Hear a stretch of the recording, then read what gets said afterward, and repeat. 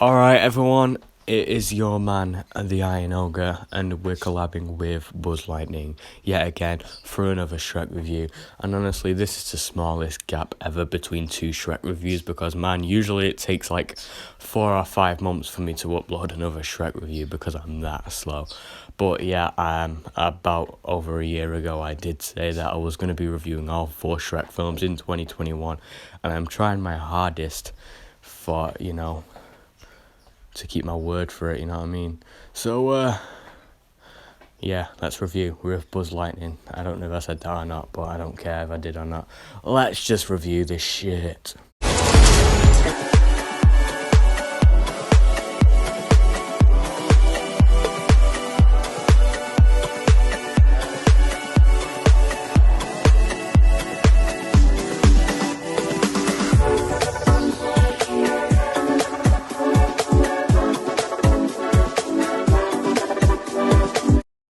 Now, Shrek Forever After, or Shrek the Final Chapter, it's got 2 titles for some reason.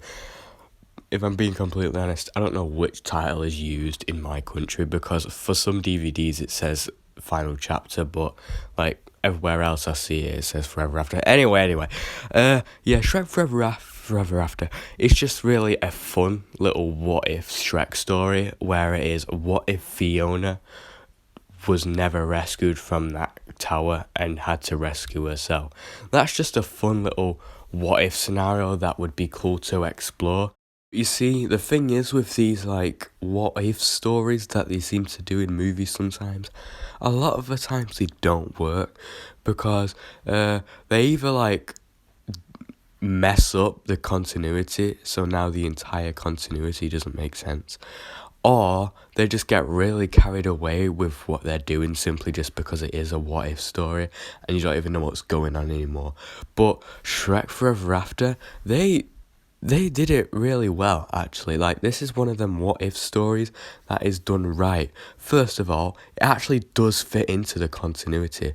Like, if someone told you, like, pitch the idea for this Shrek film, you'd think, okay, sounds cool and all, but how in the hell are you planning on making this fit into the continuity that we have going on right now? And man, those folks at DreamWorks, they really did a good job with actually, making it fit in with the Shrek continuity, because it does. And speaking of continuity, I really do appreciate Shrek Forever After for not completely ignoring Shrek the Third, because a lot of the times, like animation studios and all that, they do a sequel to a film and everyone ends up hating it, and then they decide to do another sequel after that sequel. Well, chances are they'll try and like ignore like everything that happened in the previous film because they don't want to like scare away anyone who didn't like that previous film, because these studios probably think, oh, if they didn't like the film before this, then they would absolutely hate this next one because it references that previous film, which honestly isn't really usually the case. Like, I'm sure you can handle a reference or two to a film that you don't like. Like, for example, I think Seed of Chucky is a piece of shit, but I don't mind the fact that it gets referenced in the Chucky TV series. In fact, I quite like the references because, I don't know, I just like how they're doing continuity. So yeah, DreamWorks just thought, okay, it appears a lot of people did not like Shrek the Third. Should we just completely ignore that film? No, because we've got a franchise going on, and that is canon whether the fans like it or not, which is a ballsy move from DreamWorks, because Pixar, when they released Cars 3, well, that had no references to Cars 2 at all, which, I mean, I actually prefer that because I see Cars 2 as an embarrassment to the Cars franchise and to Pixar. But when it's in Shrek's case, it should still be canon, and Shrek 3 should have references, because whether you like it or not, it is still quite important in the Shrek story. So, something I want to quickly mention is the animation does look great in this film. Throughout the Shrek franchise, the animation has gradually gotten smoother, and man, it does look smooth in this. Like, I didn't talk about the animation when I reviewed Shrek the Third, but I did talk about the animation for the other 2 Shrek films, and I'm glad that they're consistent with how they want the films to look. I appreciate that, because sometimes when a studio makes an animated sequel, they just redesign everything, which, man, I do sometimes hate. But I'm glad that they're really consistent with, the Shrek franchise. Yeah, speaking of consistency in this franchise, man, this is just a great Shrek sequel. I mean, all three of the other Shrek films felt like a complete trilogy, really. Like, it was like sort of a story about the world accepting Shrek for who he is. And then this fourth film is about Shrek accepting himself for who he is, which is like, yo, that's just poetic, isn't it? Yeah, so when you have that little story with the first three Shrek films about the world accepting Shrek for who he is, this feels like the perfect story to go for after that whole arc is done.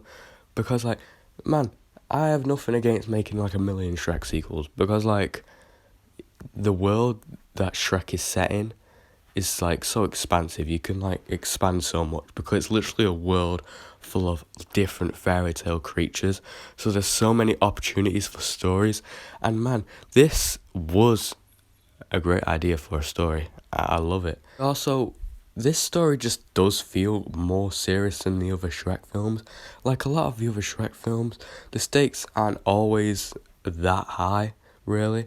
Like in the first film, I wouldn't say the stakes were like extremely high. I mean, the only thing Shrek would have lost in the first film if he didn't do something would be his life would be the same as it was before. And like, it's not awful, is it, really? But, like, the stakes are high in this film, because he's got a family, 3 kids, a wife, friends like Donkey and all that, and he's gone to this world, and he's trying to get back, and he's struggling to get back, and time's ticking. He has a limit to how long he can be there for, and if he's there after sunrise or some shit, then he's, like, I think he just dies, actually, which is a bit sad, really, isn't it? But yeah, the stakes are high, and I actually like this as a more serious Shrek film, because, like, yeah, even though this film does have comedy in it, and which, by the way, the comedy does land way more in this film than it did in Shrek the Third, I actually do quite like the comedy in this film. I think they do land most of the time. What was I talking about? Yeah, even though there are a good number of jokes and it fits in the Shrek franchise with the tone, I think this is the most serious Shrek film, and the stakes are high. So that really does just make you more intrigued with this story, and if you're intrigued with a story, then that is a good story, okay? And man, this film can be intense, because like, you're feeling for Shrek. Like, this is probably one of the more emotional Shrek films as well, because this is actually the Shrek film where we actually see Shrek cry, and you understand why he's crying, because, well, at that current moment when he's crying, he thinks he's got nothing left. He's lost everything he cared about. So it's actually quite sad. There are quite a few emotional moments in this film, some, tearjerkers indeed, even though I didn't cry because I'm a big man in it. But still, I wouldn't blame you if you did. There are some emotional moments. Shrek. It's all right. There has to be something I can do. You've already done everything for me, Fiona. You gave me a home and a family. You know what the best part of today was? I got the chance to fall in love with you all over again.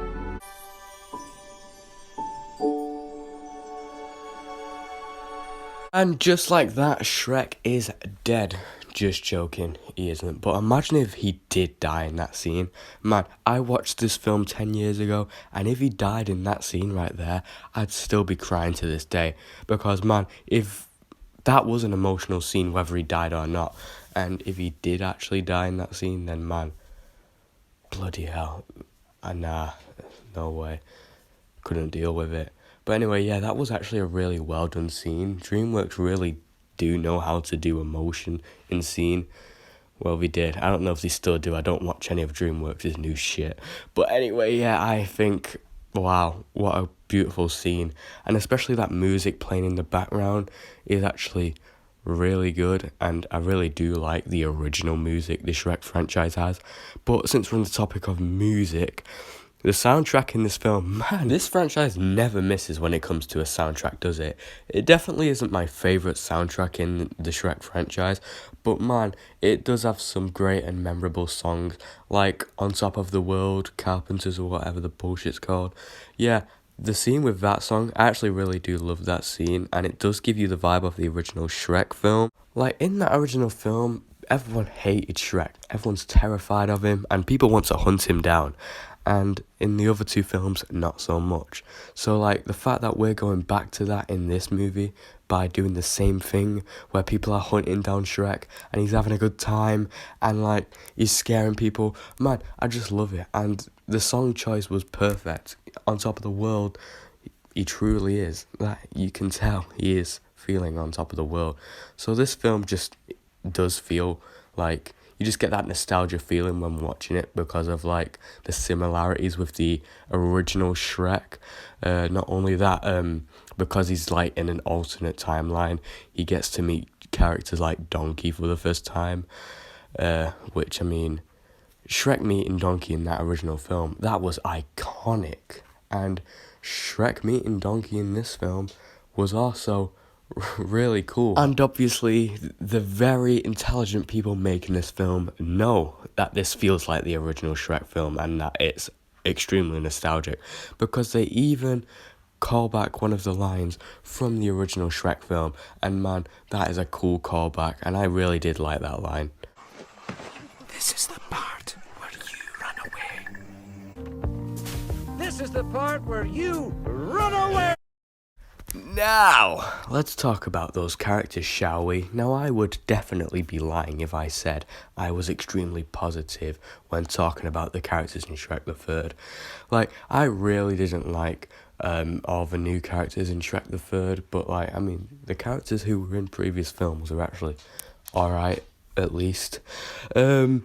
But the thing is, this film, both the old characters and the new characters are great. First of all, I think Rumpelstiltskin is a incredible villain. He's quite unique. He's not a physical threat to Shrek, but he is still a threat to Shrek because of the amount of power he's got and the way he's able to trick people into doing stuff for him. It's kind of clever, and the things that this villain does, I've never seen any other villain in a film really be anything like him. So, yeah, what they really did with Rumpelstiltskin here was actually very original. So, yeah, he's a really cool villain, if you ask me. And other things, sorry, I'm dying. Anyway, yeah, the fact that Shrek went to like an alternate timeline where he hadn't met anyone, that was interesting because that means he'd like meet characters that he'd already met before for the first time. Like he meets Donkey for the first time, and in this film, it's Shrek trying really hard to make friends with Donkey, which is really poetic because in the original film, it was Donkey trying really hard to make friends with Shrek, and it just shows you how different of a character Shrek is now. And also, I really liked the alternate version of Fiona. In fact, I'd say that she's the alternate version of Fiona in this film is more interesting than like normal Fiona, which I mean, I can't tell if that's a negative or not, but it's just something to note. Also, Puss in Boots is sort of like Fat 4 in Endgame, because Puss in Boots is just sort of fat and like comedic relief and isn't really that useful.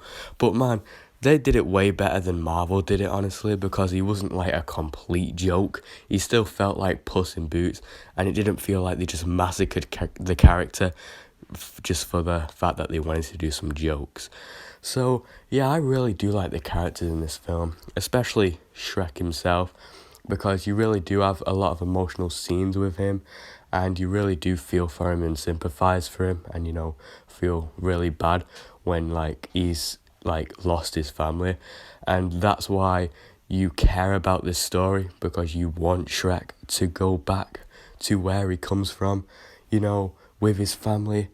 and friends, back to its original universe. Yeah, I just really like the characters in this film.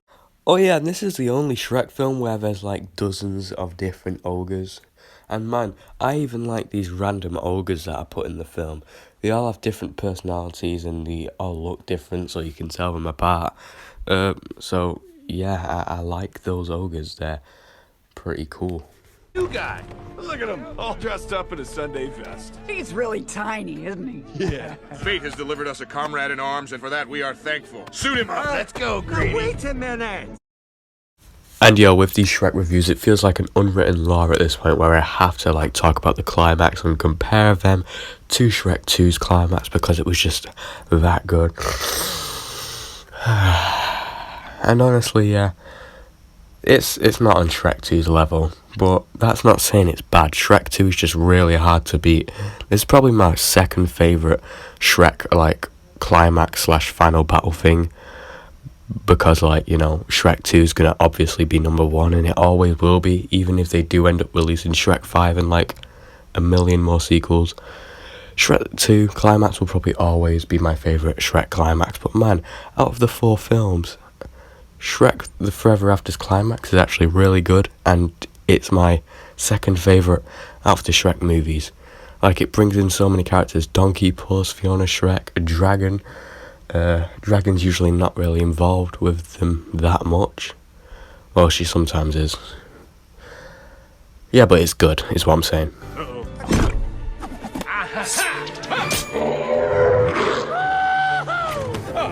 I call you! We're in love!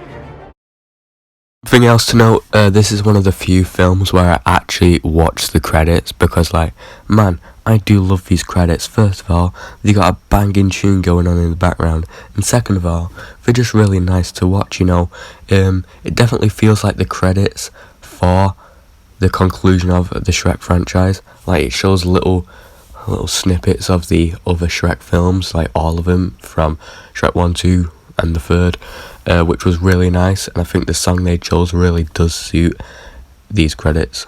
It's one by Stevie Wonder. And yeah, speaking of the fact that and as someone who really does want Shrek 5 and is dying for some sort of update on it, I think Shrek 4 was a really good conclusion for the Shrek franchise, and I honestly wouldn't be too pissed if we don't get Shrek 5, because this is just a pretty good conclusion. It's a pretty good final chapter. I'd say, it finishes Shrek's story arc really well. So it's not like a Shrek 5 is needed, but personally I just want some more Shrek content.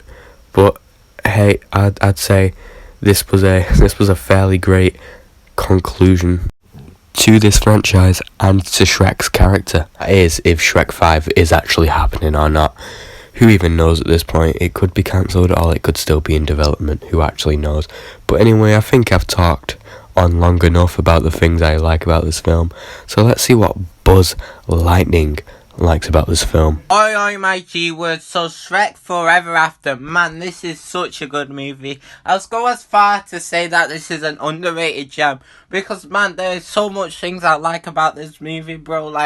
Honestly, it's not as good as Shrek 1 or Shrek 2, but it's almost up to that level, if you know what I'm saying, fam. But yeah, anyways, the first thing I like about this movie is how consistent it is from Shrek the Third. Now, not many animated franchises would do this, not even Cars did this, where they went consistent even after the movie that everyone hates, the most bashed on movie. So, yeah, I'll have to give Shrek the Third some credit on that, because man, Shrek the Third, Shrek the Fourth, Shrek Forever After, some credit on being consistent throughout the Shrek franchise. And man, that is such a big positive I have for the entire Shrek franchise, is how consistent it is after every movie. Like, bro, like, it's so consistent. Like, watch the entire Shrek quadrilogy, man. Like,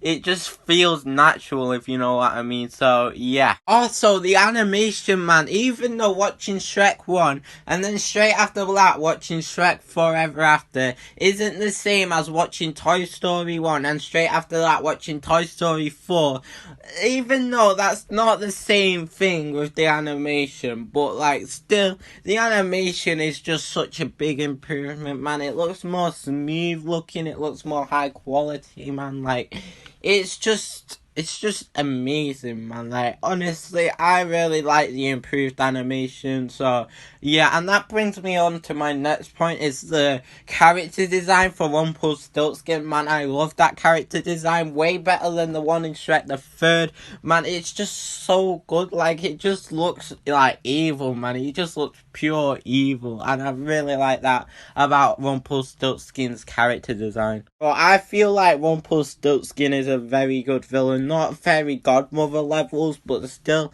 very good villain, very smart too, as well, with like, you know, the ways that he tries to convince Shrek to sign the thing. Also with the way that he, you know, got Shrek to trade his the day that he was born. That was a very clever move from Rumpelstiltskin, man. He is just such a smart villain, and bro, that is, you know, that is just such a good thing to have, because man, after what was his name, Prince Charming, you just want a good villain, not one that's an improvement of Fairy Godmother. That is never gonna happen, but still a pretty good villain anyway. So yeah.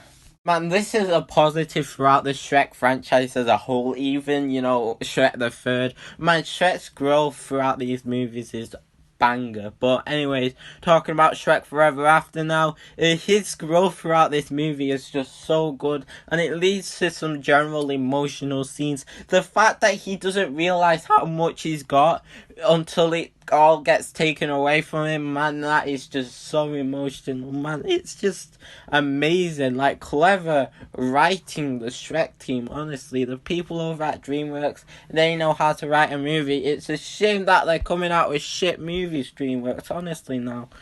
Oh, yo, so this might be a word positive, but I'm gonna say it anyway. The fact that the first time the other Fiona and Shrek kissed in the alternate universe thing didn't work is just such a good attention to detail, because that is not true love's first kiss, because in reality Fiona doesn't really love this Shrek, really. She likes him a little bit, but man, it's not like true love at that point. But man, the next time they kiss, which is near the end of the movie, that is true love's kiss, and man, that is just such good attention to detail right there, and man, I have to give a positive for that, man. So yeah. Right, if there's one thing that the Shrek franchise always nails, it's the soundtrack and how they put it in the film. Like, bro, every song in this soundtrack and any Shrek soundtrack just fits in with the mood that the scene is trying to tell, and it's not just like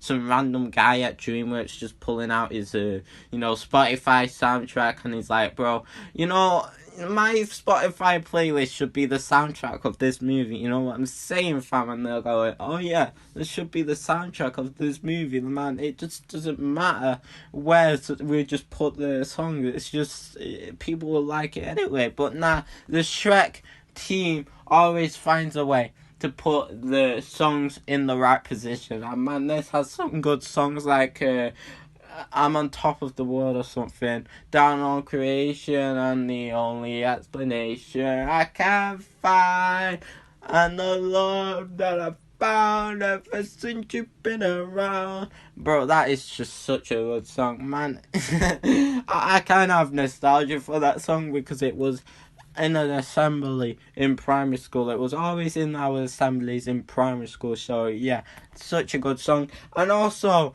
man, I got so nostalgic when they played Believer at the end of the movie, man. That is just so nostalgic, bro. Like, it just makes the Shrek franchise go full circle, and I'm aware that they're gonna make a Shrek 5.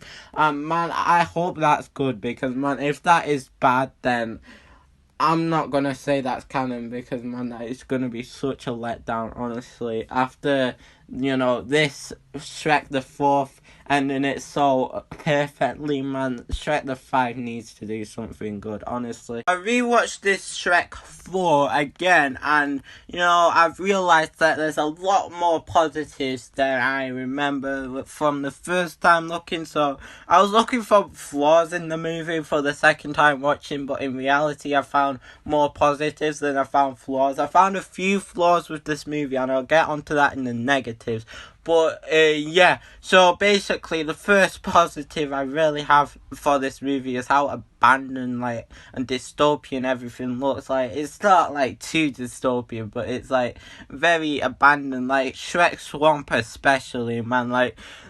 No one's living in this swamp, and it's just really sad when you see it. And bro, that's not the only thing. The corn just looks very dull looking. It just doesn't look very grown well. So yeah, that is just a very big positive I have for this movie, is how abandoned everything looks, and how and also the far far away sign, bro. That having it broken like that, it just sets the mood for this movie really well. So yeah. Alright, so the climax, even though nothing can beat I Need a Hero, and you all know that, it is still very enjoyable in its own way. So, bro, the bit between Donkey and Dragon, that is just very funny to watch. It's a swap between the Shrek one, because in Shrek 1 Donkey wasn't really into Dragon and Dragon was very into Donkey, but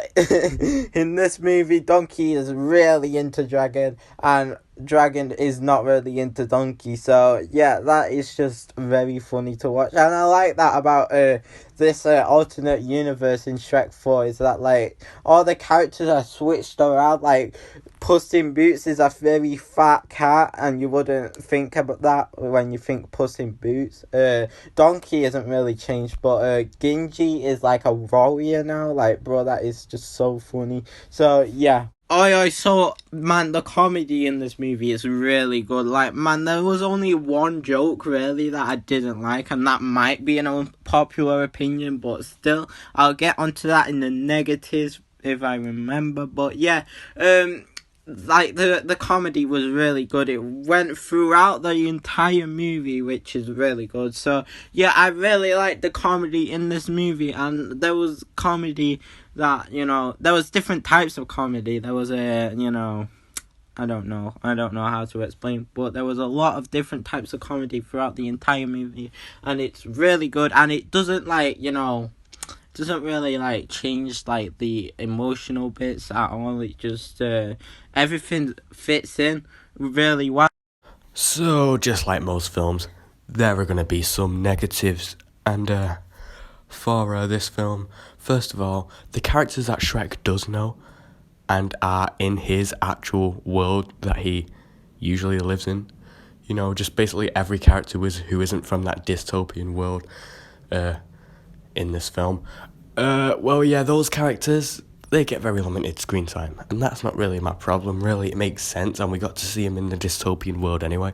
But the thing is, I don't like Fiona in this film, the one from Shrek's actual world, because man, when Shrek is understandably angry at that party, she doesn't comfort him in any way or understand why he's mad.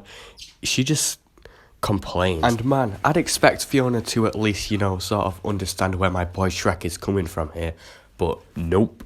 Personally, in this film, anyway, I actually think the Fiona from the dystopian What If world is more interesting than the actual real Fiona in this film, which I mean is kind of sad, to be honest. Kind of disappointed with her character in this film. But while we're on the topic of Fiona, I think, the whole true love's kiss thing for Shrek to get back to his real world, and, Fiona's his true love, and he has to sort of, convince her to kiss him. Man, this whole true love's kiss thing, solving everything, is getting really, overused now. You've used true love as some sort of, plot device in in like every Shrek film apart from the third one, and man, I gotta give Shrek 3 some more credit for not pulling a, oh yeah, you've got a problem? True love's kiss, that'll solve it, love. Yeah, man, it's getting old now. I didn't mind it for like the first 2 films, but like, man, a third time you just do something new, please. It's kind of lazy. So like, yeah. Now, while I have been praising this franchise's continuity and how consistent they are with it, and also been praising this film's villain, there's sort of a problem with both of them. Rumpelstiltskin was already in a Shrek film, Shrek the Third, and not only does he look completely different, but he was also a completely different character, and he had turned good by the end of the film. Now, honestly, if you ask me, the way they could have just avoided this whole continuity error was, I think they should have just made this version of Rumpel an original character and just say he was inspired by the fairy tale. Because honestly, I have no clue of anything about the original fairy tale character. Like, I know nothing about the original character, so I have no idea how much of that character was put into the Shrek films. But I assume some of it was.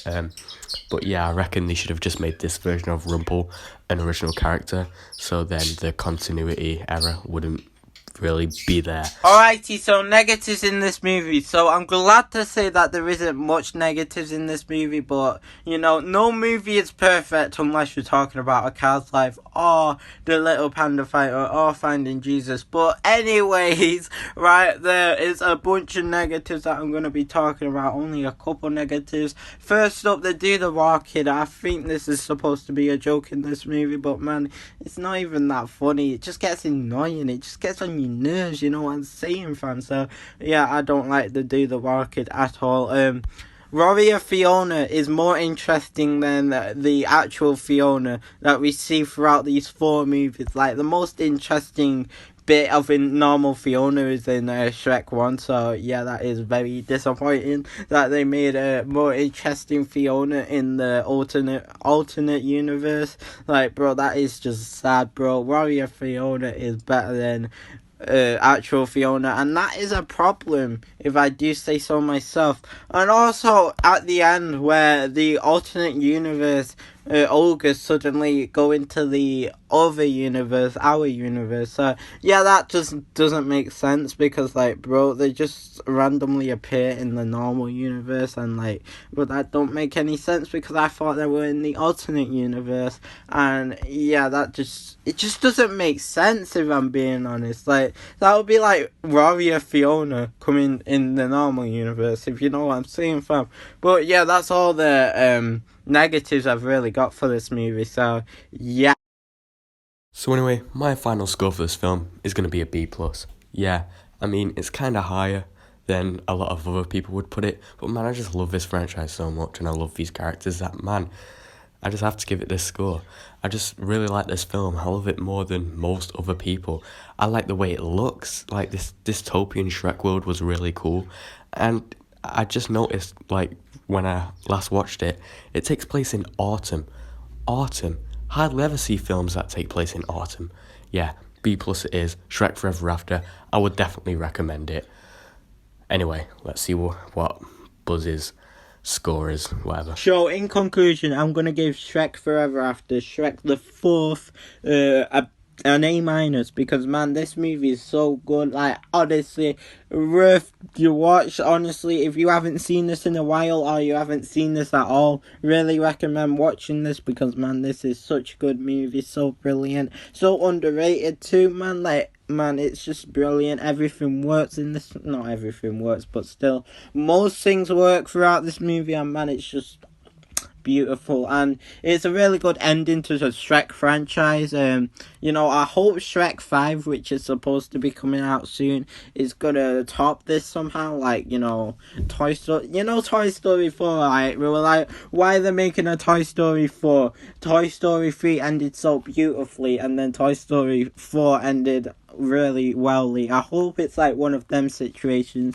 But anyways, you know, the Shrek franchise, I've really enjoyed my time reviewing these movies with War Machine Ogre, the Iron Ogre, because man, it's just I got to watch a brilliant franchise again, but I'm gonna be watching this a lot 3 weeks to come. So yeah, probably gonna do a marathon of the entire Shrek franchise soon. So yeah, I'm gonna enjoy that. So yeah, thank you, War Machine Ogre, for having me on. We've had some highs with the Shrek franchise with that I Need a Hero scene. We've had some really low lows with the entirety of Shrek 3, but it's been really fun, even though. So yeah, goodbye. I'm gonna watch Spider-Man Homecoming, so leave me alone.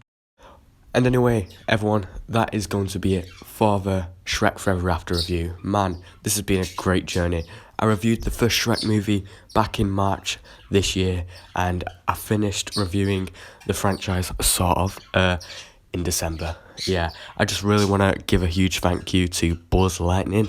I don't think these videos would have been as good if it wasn't for him, because man, Buzz just makes everything way better, let's be completely honest here. And Puss in Boots is technically a part of the Shrek franchise, but I've decided to review that next year in September, because that is the month Puss in Boots 2 comes out. And if I decide to review Puss in Boots near when the sequel comes out, then I think it has a better chance of getting more views, to be honest, because Puss in Boots would be, quite a big topic at that time. And these birds better shut the hell up. Anyway, yeah, it's been a great journey reviewing these Shrek films, and I can't wait to review more movie franchises in the future, especially with Buzz Lightning. Anyway, hope you all did enjoy this video and this series. Puss in Boots review next September. Then I would be finishing the Shrek franchise, sort of. Puss in Boots 2 will be out soon after. Anyway, yeah, I hope you did enjoy. Bye.